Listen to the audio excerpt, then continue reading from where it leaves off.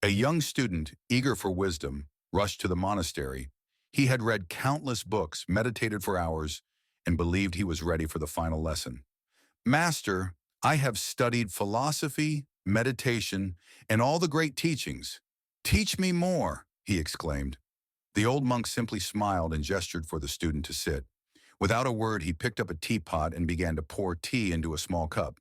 The student watched as the warm liquid rose higher and higher until it overflowed.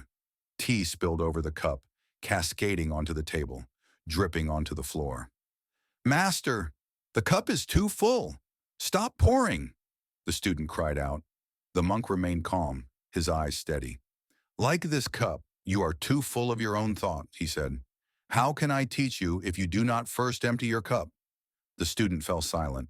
He realized he had been so focused on what he thought he knew that there was no space left to truly learn. He watched as the last few drops of tea trickled from the cup, absorbing the lesson in quiet reflection. He let go of his ego. He let go of his assumptions. He let go of his need to always be right. And for the first time, he listened, not just with his ears, but with his heart. Time passed. He sat in meditation, no longer seeking to impress, but simply to understand.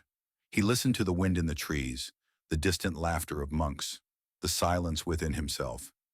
He began to see the wisdom in stillness. One day the master poured tea for him again.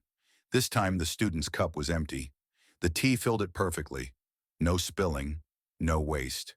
He lifted the cup, took a slow sip, and bowed deeply. Thank you, master, he said. I understand now.